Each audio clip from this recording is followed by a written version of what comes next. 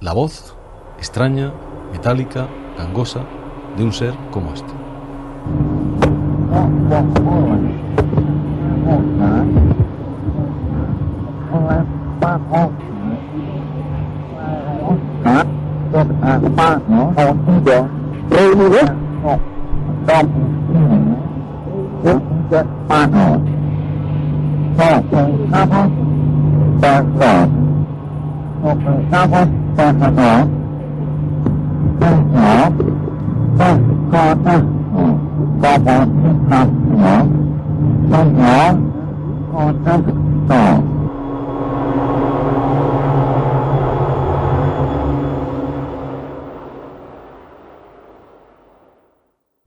El 29 de octubre del año 1922, en la ciudad de Rosario, se organizó la primera jornada cultural de ovniología organizada por Maca y Café Ufológico Rosario.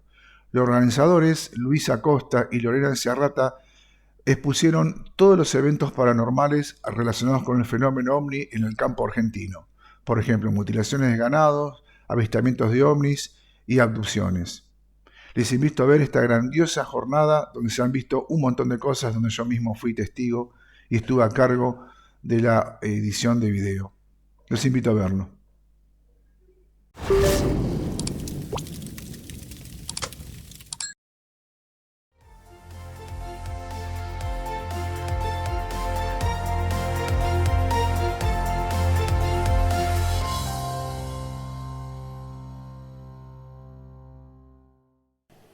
Como corresponde, lo primero que voy a hacer es presentarme, porque por ahí muchos de ustedes, por ahí algunos me conocen del canal, pero la mayoría ni sabe quién soy. Entonces, me gusta presentarme. Yo tengo dos formas de presentarme, una forma aburrida y otra no tan aburrida. La forma aburrida es decir, bueno, yo allá por el año 85 integré el grupo, comencé activamente en este tema, primero gracias a que tenía acceso a una gran biblioteca, que era de mi padre, que es cierto, y a partir de ahí, bueno, en el año 85 estuve en un grupo en La Plata llamado la Fundación Argentina de Ovniología, después hice una página llamada El Dragón Invisible, bla, bla, bla, bla. Después estuve en la RAO, en la Red Argentina de Ovniología. Después, digamos, siguiendo con mi trayectoria, mi currículum, estuve en Sephora, que es una organización que busca la desclasificación de los archivos ovnis de Argentina. También estuve en la Comisión de Fuerza Aérea, desde sus inicios, hasta que me echaron o nos echaron allá por el 2014, 2015, pero eso es otra historia, no viene al caso. Y actualmente tengo una página en internet llamada El Dragón Invisible. Esa es la presentación aburrida que yo decía antes, cuando típico te hacen una entrevista y dicen, ¿y cómo comenzaste con el tema ovni? Bueno, yo leía libros y bla, bla, bla. ¿Cuál es la presentación menos aburrida? ¿Por qué estoy en estos temas? Porque a mí me llamó por teléfono un extraterrestre. O sea, yo no vi la luz ni vi el ser. A mí me llamó me llamó por teléfono un extraterrestre. Algo que por ahí algunos de ustedes ya saben, en mi canal hay un video llamado La Llamada, que habla sobre eso. ¿Cómo fue la historia de que me llamó un extraterrestre a mí? Por teléfono. Año 80, se lo voy a hacer muy resumido. La idea de hoy que va a ser una charla muy cortita, lo doy, Se lo voy a hacer muy, muy resumido. Año 80, estaba solo en casa. Año 80, no existían celulares, estamos hablando otra época. Suena el teléfono a la siesta en casa, voy, atiendo, levanto el auricular y escucho una voz metálica con un sonido de fritura de fondo que repetía una y otra vez una frase. Yo no entendía lo que decía porque no era en español. O si era en español no se entendía nada, pero no era en español y repetía una y otra vez una frase. ¿Cómo supongo yo que repetía la misma frase? Por la cadencia, por lo que decía. Entonces, yo tenía 10 años, ahí más o menos van a sacar la cuenta de cuántas décadas tengo encima. Y lo que hago es lo atípico, hola, ¿quién es? Bla, bla, bla, tratar de interactuar con la voz sigue, me ignora totalmente, sigue repitiendo una y otra vez la misma frase, hasta que me cansé y corté. Quedó como algo llamativo, me olvidé, no se lo conté a nadie y pasó el tiempo. Con los años, cuando ya estaba más metido en estos temas, una vez escuchando el programa de radio de un gran amigo, Joaquín Abenza, que es de España, de Murcia, España, tiene un programa que se llama El Último Peldaño, que hace más de 30 años que está el programa al aire. En uno de esos programas pasan la grabación telefónica de un supuesto humita. El tema humo dentro del tema ovni, bueno, es todo un tema aparte que no viene al caso, pero la idea es que pasaron la grabación telefónica, de una llamada telefónica, de un supuesto extraterrestre, un supuesto humita. Y cuando escuché esa grabación, es como que fue un disparador, porque fue lo mismo, casi lo mismo, ponele, pero es idéntico a lo que escuché yo. Lo que pasa es que lo que van a escuchar ahora es más gangoso, yo lo que escuché era más metálico. Entonces vamos a escuchar, creo que tenemos audio, ¿no?, acá en la compu. Vamos a escuchar la grabación del programa de España, un fragmento, donde pasaron esa grabación telefónica que me hizo recordar lo que yo escuché. ¿Quieren escuchar ustedes, amigos oyentes, la voz de un humita? ¿Quieren saber cómo hablaban estos seres? Imagínense ustedes que están en su casa durmiendo, son las 3 de la madrugada. Les digo esto porque a mí me ha pasado, no por otra cosa.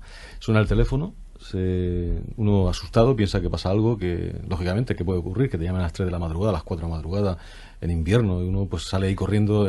Antes los teléfonos no estaban en la mesilla de noche, estaban más lejos, había que salir a lo mejor al salón, ¿no?, y coger el teléfono. Y entonces suena la voz extraña, metálica, gangosa, de un ser como este.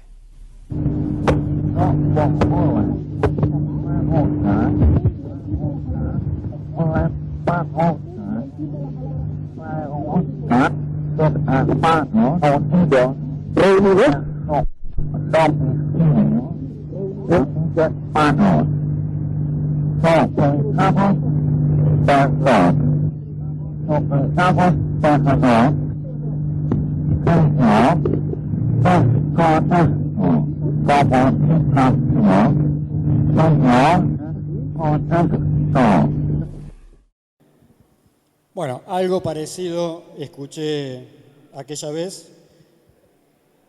Por supuesto, si vos me preguntás o me decís, bueno, probame que lo que vos escuchaste cuando tenías 10 años era un extraterrestre. ¿Por qué no habrá sido que la llamada se ligó con otra llamada o lo que sea? Obviamente yo no le puedo probar que lo que yo con el que hablé era un extraterrestre, pero tengo el deseo de que así haya sido. Por lo tanto, a partir de entonces, a partir de que escuché este programa de radio, dije, a mí me llamó un extraterrestre, y eso fue un disparador incondicional o subjetivo para meterme después de lleno en estos temas. Vamos a hablar de ahora sí de la charla. O sea, hasta ahora no hablamos nada de lo que iba a hablar. O sea, esto es avisos parroquiales, presentación, y ahora vamos a la charla. Va a ser muy cortita. No voy a mostrar videos de ovnis, ni de luces, ni videos de seres extraterrestres. No. Si esperaban algo así, lamento espoliarle, pero no van a ver ni nada de eso. No vamos a desarrollar ningún caso. Sí, lo que vamos a hacer es tomar pequeños elementos que normalmente pasan desapercibidos de los casos para mostrar algunas cositas y después tratar de buscar alguna conclusión. Primero estamos hablando de que este fenómeno, o como quieran llamarlo, fenómeno ovni o el nombre que le quieran poner, está claro que viene de hace mucho tiempo, de milenios. O sea, el tema de los ovnis en la antigüedad daría pie para una charla de horas y horas y horas y horas, porque hay en diferentes textos, dibujos, pinturas, petroglifos, etcétera, etcétera, etcétera, hay un montón de descripciones de eventos que si uno lo mira con la mirada de hoy, está claro que es fenómeno ovni. Lo que pasa es que no le decían fenómeno ovni, le decían escudos flameantes o dagas o espadas flameantes o cosas así, pero estamos hablando de que la descripción que los hacen, inclusive de los seres, en la antigüedad, es lo que hoy encajaría perfecto con lo que conocemos como fenómeno ovni. Entonces no voy a hablar de fenómenos en la antigüedad. Acá está Alberto Yacenza, que me está mirando como diciendo... Alberto Yacenza es un investigador que se volvió a meter en el tema y él está haciendo todo un trabajo de imágenes de ovnis en la antigüedad. Con esto simplemente quiero decirle que estamos hablando de un fenómeno que no es de ahora. Pero ¿por qué se está haciendo conocido en las últimas décadas? En realidad todo nace a partir de una persona llamada Kenneth Arnold, que allá en el año 47, el 24 de junio del 47, vio en Estados Unidos, sobre el Monte Rainier, 9 objetos sobrevolando el Monte Rainier en el estado de Washington. La descripción que hace de los objetos que hace Kenneth Arnold, que era piloto civil, es como ese dibujo que están viendo ahí. No era un plato volador, era como un boom, era una ala volante, etc. Pero ¿qué pasa? Primero, ¿por qué se toma este caso? Algunos toman el caso Roswell también como inicio de la era del tema ovni. Porque en realidad, aunque el fenómeno, el ovni o como quieran llamarlo, viene de hace milenios, es a partir del año 47 más o menos que se empieza a investigar sistemáticamente y te diría globalmente este fenómeno. Está claro que antiguamente, antes del 47, hubieron personas que aisladamente recopilaban casos insólitos. Pero a partir del año 47 es cuando a nivel global se empieza a investigar estos temas. Ahora bien, y acá viene el primer dato curioso del fenómeno ovni. Lo que vio Kenneth Arnold no fue un plato volador, fue un objeto con esa forma que están viendo ahí. ¿Qué pasa? Se los resumo. Un periodista lo entrevista a Arnold y Arnold describe el movimiento, no la forma, el movimiento como platos soperos tirados sobre el agua. Y ya estaban haciendo patitos. ¿Por qué? Porque los objetos no iban lineal, sino como que iban haciendo saltitos. Entonces, Arnold describió ese movimiento como un plato arrojado sobre la superficie del agua. Obviamente, el periodista, como buen periodista, dije, vamos a cambiarle, modificar un poco la declaración del testigo, ponemos que Kenneth Arnold vio platos voladores, y ahí surge un término que es plato volador, el famoso plato volador. Pero lo que vio Arnold no era un plato volador. Ahora, lo interesante y lo irónico del fenómeno, y no es un detalle menor, es que la gente empezó a ver platos voladores hasta el día de hoy. O sea, el fenómeno como que, vos me llamaste plato volador, bueno, ahora me manifiesto como plato volador, entre otras tantas formas. Entonces, ese pequeño detalle es el primer detalle que quiero dejarles, cómo el fenómeno se adapta. Está bien, un psicólogo me va a decir, un psicólogo social me va a decir, no, lo que pasa es que la prensa empezó a hablar de platos voladores, entonces la gente empezó a ver platos voladores porque estaba influenciado por la prensa, pero la gente ve hasta el día de hoy, entre otras formas, porque de formas hay un montón, platos voladores. Con respecto a las formas, miren, tuc, tuc, tuc, tuc, tiki, tiki, tiki. Algunas de las formas que los testigos describen: triángulos, platos, por supuesto, alas volantes como la de Arnold, cigarros, luces. El fenómeno, una parte del fenómeno es lumínico, son luces. Y no estoy hablando de luces solamente en el cielo, luces que acompañan al testigo a metros, como nos pasó cuando tuve hace poco la suerte de ir a La Pampa, acompañando a un grupo de gente. Hablabas con la gente del lugar y te describían luces al ras del suelo que acompañaban a los testigos como pelota de básquet al lado, por metros, etcétera, etcétera. Formas de pirámides, formas de diamantes, de rombos, seres vivos. Esto de seres vivos porque, por ejemplo, Jorge Polanco, el famoso testigo del caso Bariloche o caso Polanco, en algún momento describe al objeto que se le puso al lado del avión como un objeto que parecía respirar porque se expandía y se contraía.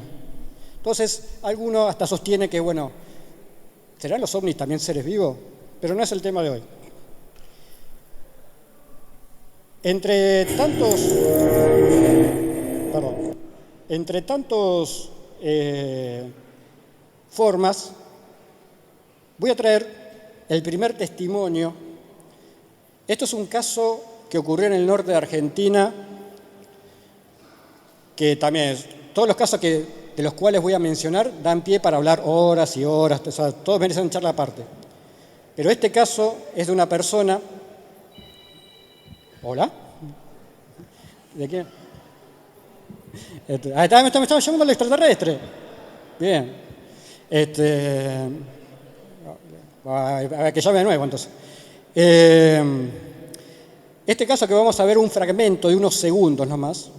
El testigo, bueno, a partir de que ve un objeto, después se le aparecen unos grises en la casa, etcétera, etcétera. Bueno, todo un caso increíble. Pero lo que quiero mostrarles es unos segundos de la descripción que hace del objeto. Este testigo se encontraba dentro de una casa muy simple, que era una habitación nomás, en una localidad del norte de Argentina, de Corrientes, bien al norte de Corrientes, limitando con el río, y ve a la noche, desde la ventana de la casa hacia la calle, que era una calle de tierra, un objeto posado a pocos metros del suelo, flotando. Pero fíjense la descripción que hace el objeto. Un detalle, esta persona, este testigo, antes que le pasara esto, estuvo mucho tiempo en la Fuerza Aérea.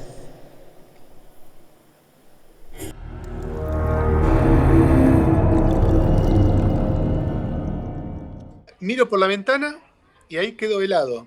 Veo en el medio de la calle, porque si bien es un pueblo muy humilde, está el trazado de las calles, todo como corresponde. Veo ponerle 3 a 4 metros de altura, estático, como si fuera un avión, pero sin motor, con solamente las alas y la cola, nada más. No tenía, le faltaba todo, era como un avión, pero no era nada, era algo estático ahí. Me quedo helado, sorprendido, no entendía lo que estaba viendo. Un detalle que tenía como unas puertitas abiertas en la parte de la cola y salían como rayitos, como si fueran, como cuando hay una tormenta eléctrica y uno va a ver unos rayos, pero estos eran pequeños.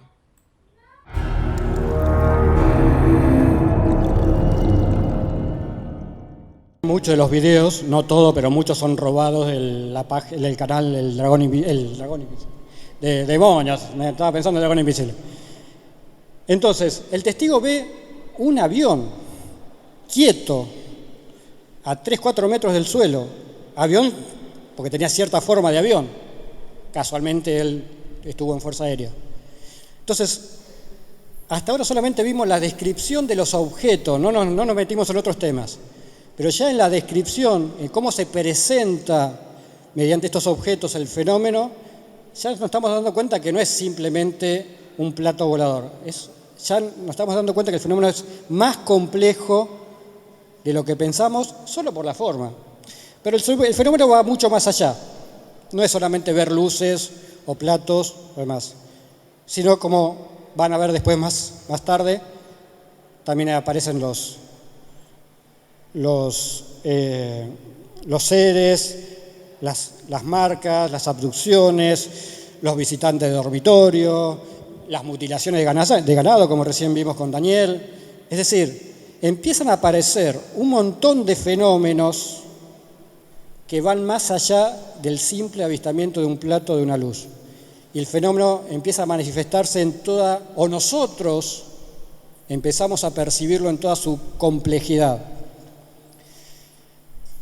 No era originalmente pensado traer este caso que voy a mencionar ahora, pero justo cuando estaba preparando el PowerPoint lo tenía en otro PowerPoint y dije, vamos a traerlo. Es un caso de abducción, o sea, dentro de la complejidad del fenómeno está el tema de las abducciones, algo que van a ver más adelante, en un ratito. Y hay uno de los casos que para mí son uno de los casos más importantes de Argentina de abducción, que es el de Julio Plander, que ocurrió en Winifreda, en La Pampa, el 9 de agosto del 83. La gente del grupo CIFO, Néstor Irlanda, lo conoce muy bien, o sea, pues ellos investigaron este caso y más. No voy a hablar del caso en sí porque estaríamos horas hablando, como para que se ubiquen,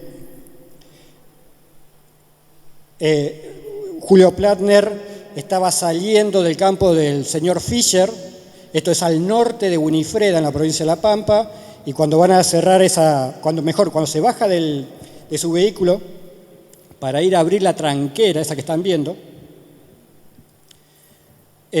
una luz le impacta o ve una luz, lo enceguece una luz, y a partir de ahí empieza a escuchar, empieza a recordar solamente fragmentos de la historia.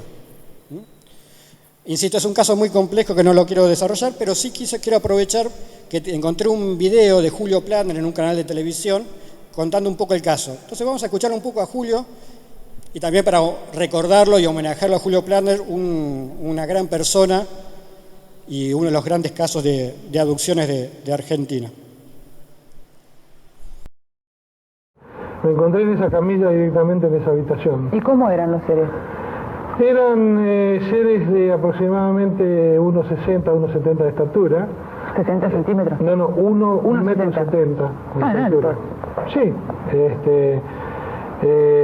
digamos, eran como si tuvieran un buzo colocado sobre el cuerpo, eran toda una sola pieza, tenían 5 dedos en la mano. ¡Ay, qué impresión! Y bueno, los ojos, no, lo que pasa es que no tuve oportunidad, digamos.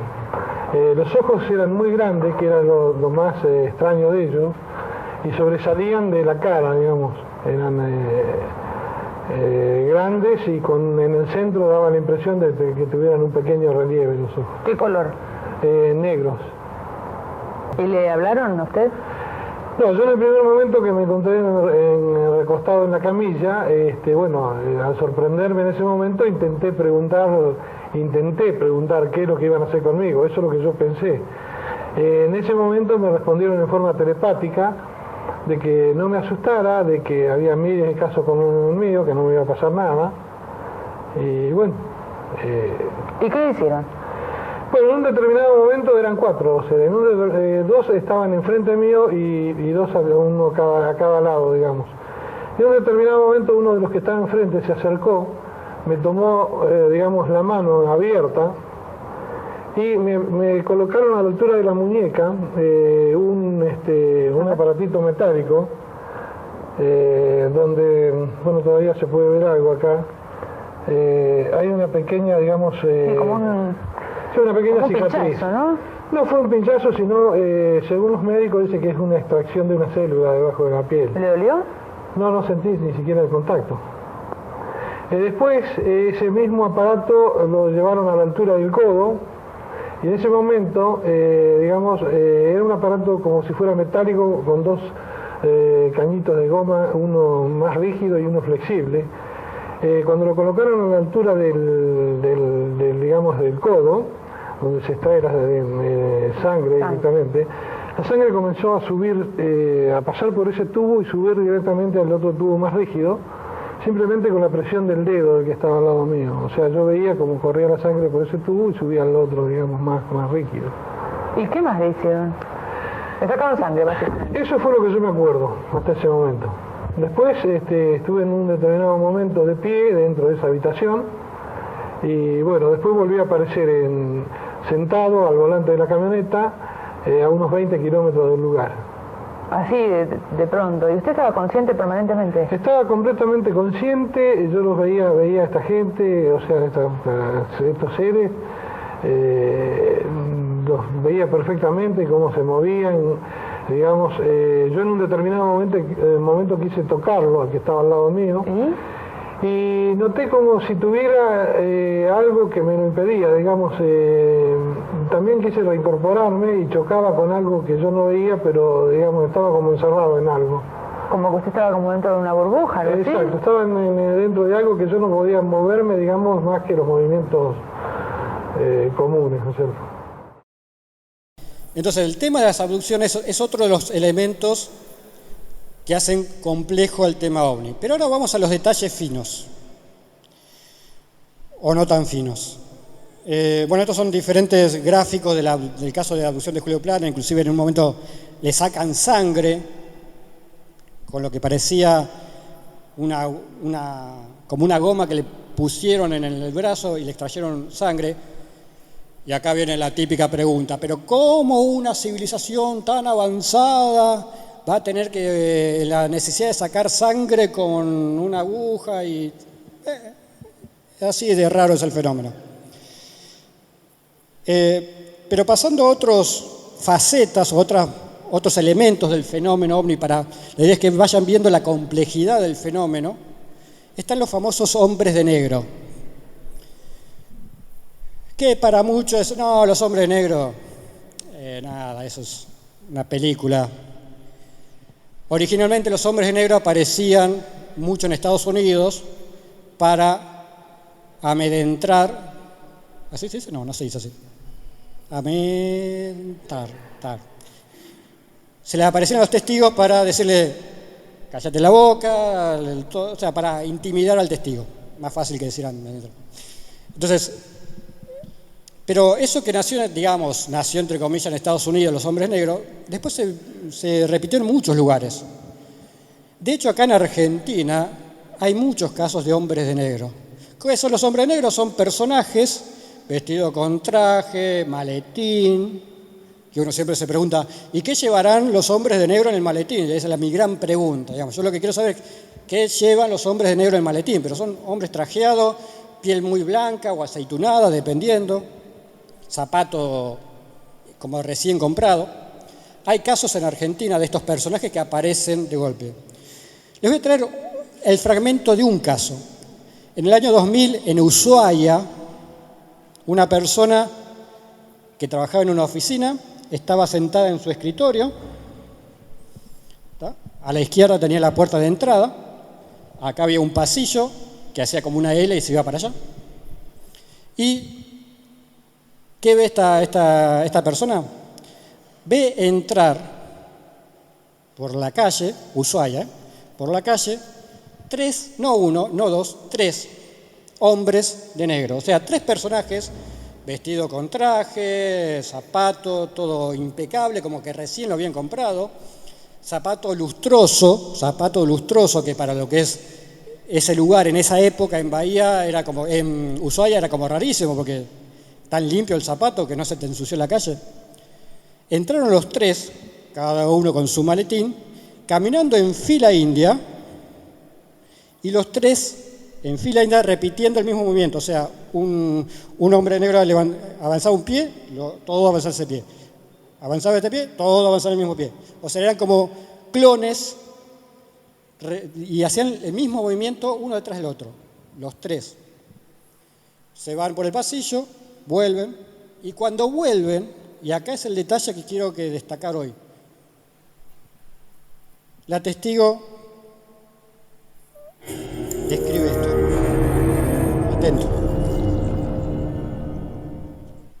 Ahí ocurrió lo más impresionante y lo que me cuesta, me impresionó de una manera, me aterrorizó. Yo nunca había sentido tanto terror como en esta oportunidad, porque lo que ocurrió, esto es fuerte, lo que me ocurrió en ese momento fue que estos 3 seres que pasaron por delante de mí, de derecha a izquierda para retirarse por izquierda, estos 3 seres de pronto, frente a mí, se fusionaron en uno. Tremendo. Tremendo. Se fusionaron, se volvieron uno solo, y eran 3, Joaquín, por mis hijos te digo, eran 3. ¿Cómo ocurre eso? ¿Tú los ves como que se van fundiendo en uno, o es que desaparecen los otros 2? ¿O qué? ¿Cómo se produce esa fusión? No lo puedo explicar, no sé, de repente eran uno.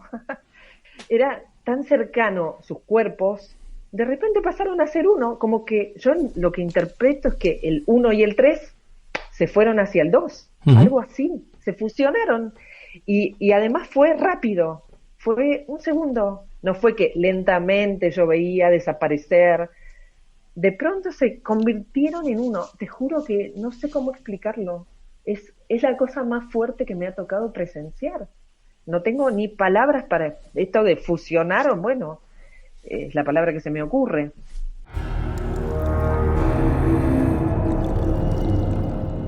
Los 3 seres se fusionaron en uno. Iban los 3 en fila india y de golpe no es que de a poquito se fueron juntos, no, de golpe eran uno.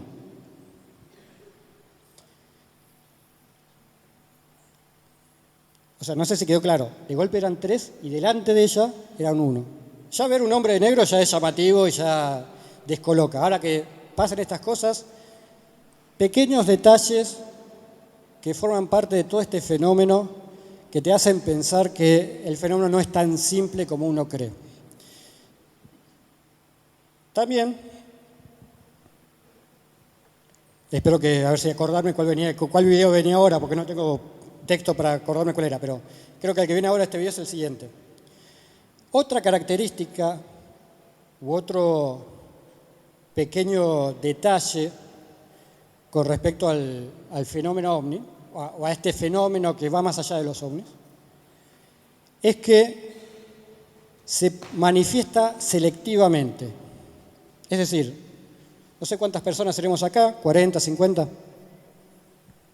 Puede aparecer un ovni acá y algunos de ustedes van a ver el ovni y otros no. O puede aparecer un ser. Puedo yo estar viendo ahora un ser y hablando con el ser. Mirá, un marciano, gris.